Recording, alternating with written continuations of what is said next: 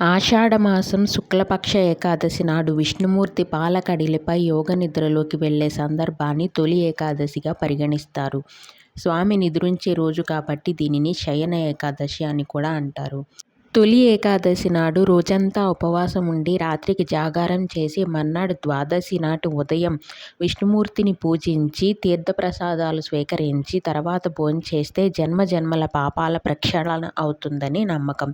ఆ రోజు యోగనిద్రకు ఉపక్రమించే విష్ణువు మళ్లీ 4 నెలల తర్వాత కార్తీక శుద్ధ ఏకాదశి నాడు మేల్కొంటారు. ఈ ఏకాదశినే పద్మ ఏకాదశి అని కూడా పిలుస్తారు. ఈ యోగనిద్ర అనేది భూమిపై రాత్రి సమయాలు పెరుగుతున్నాయన్నదానికి సూచన. కృతయుగంలో మురాసురుడనే రాక్షసుడు బ్రహ్మవరంతో దేవతలను, ఋషులను హింసించాడని, ఆ రాక్షసుడితో విష్ణువు 1000 ఏళ్లు పోరాడి అలసిపోయి ఓ గుహలో విశ్రాంతి తీసుకుంటుండగా శ్రీహరి శరీరం నుంచి ఓ కన్య ఆవిర్భవించి ఆ రాక్షసుణ్ణి అంతం చేసిందట.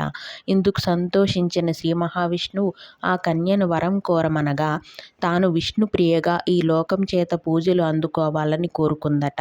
నాటి నుంచి ఆమె ఏకాదశి తిథిగా వ్యవహారంలోకి వచ్చింది. అప్పటి నుంచి సాధువులు, భక్తులు తొలి ఏకాదశి వ్రతం ఆచరించి విష్ణు సాయుధ్యం పొందారని పురాణాలు చెబుతున్నాయి. సతీ సక్కుబాయి, అంబరీషుడు, మందాత తదితర పురుషులు ఏకాదశి వ్రతాన్ని ఆచరించినట్లు ఋషులు చెబుతారు. ఈ ఏకాదశి ప్రజలలో ఉండే చైతన్యానికి ప్రతీక.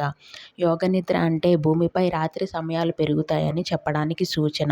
అంటే ప్రజలలో నిద్రా సమయాలు పెరుగుతాయన్నమాట. వానాకాలంలో వచ్చే మొదటి ఏకాదశి కనుక దీనిని లౌకికంగా తొలి ఏకాదశి అని చెప్తారు.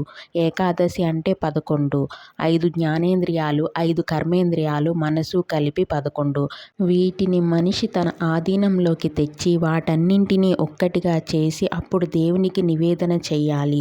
దీని వలన మనిషికి సహజంగా అలవడే బద్ధకం తగ్గుతుంది, రోగాలు దూరమవుతాయి, ఇంద్రియ నిగ్రహం పెరుగుతుందని నమ్మకం. ఏకాదశి రోజు పేలాల పిండిని తీసుకుంటారు. పేలాలు బెల్లం, యాలకులు చేర్చి తయారు చేస్తారు. వాతావరణంలో వచ్చే మార్పులకు అనుగుణంగా శరీరాన్ని ఆరోగ్యంగా ఉంచుతుంది. పేలాల పిండి శరీరానికి వేడినిచ్చి రోగ నిరోధక శక్తిని పెంచుతుంది.